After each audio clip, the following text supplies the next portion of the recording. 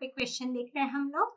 In a voltage feedback as shown below, which one of the following statement is true if the gain k is increased? Option A है हमारे पास, the input impedance increases and output impedance decreases. Option B है हमारे पास, the input impedance increases and output impedance also increases.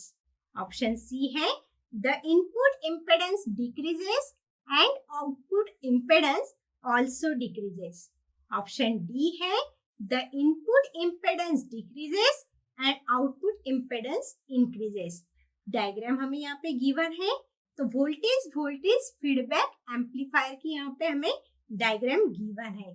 आप देख रहे हैं डायग्राम में यहाँ पे A0 और K दिया है, फीडबैक लिया गया है इनपुट से आउटपुट तक, आउटपुट से इनपुट तक, और यहाँ पे इनपुट वोल्टेज V इन है, VF दिया गया है, KV आउट दिया गया है और आउटपुट वोल्टेज है। तो डायग्राम से और ऑप्शन हमें गिवन है, तो हमें बताना है यहाँ पे कि कौन सा स्टेटमेंट सही है। तो देखते हैं हम इसका सॉल्यूशन।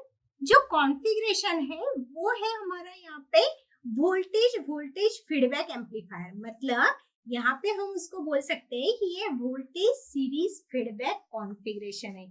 जो भी फिगर में दिया गया है वो है हमारे पास voltage series feedback amplifier. Voltage amplifier मतलब वोल्टेज सीरीज फीडबैक एम्पलीफायर हमें डायग्राम से गिवन है।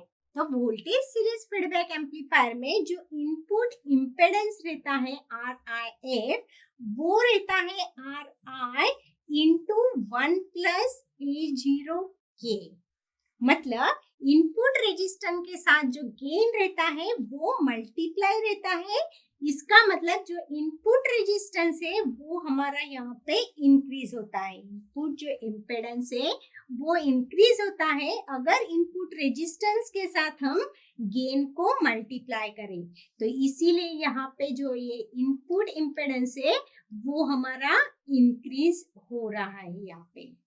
और आउटपुट इम्पेडेंस जो रहता है वोल्टेज सीरीज फीडबैक एम्पलीफायर के लिए वो रहता है RO divide by 1 plus A0K।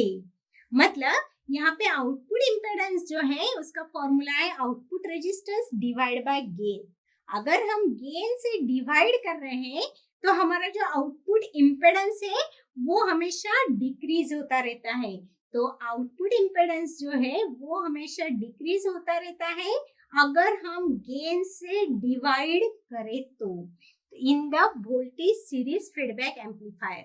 तो ये वोल्टेज सीरीज फीडबैक एम्पलीफायर में इनपुट इम्पेडेंस जो है वो इंक्रीज हो रहा है और आउटपुट इम्पेडेंस हमारा डिक्रीज हो रहा है। तो ऑप्शन ए जो दिया है हमें ऑप्शंस में, तो ऑप्शन ए का जो स्टेटमेंट है वो राइट स्टेटमेंट है, वो सही स्टेटमेंट है।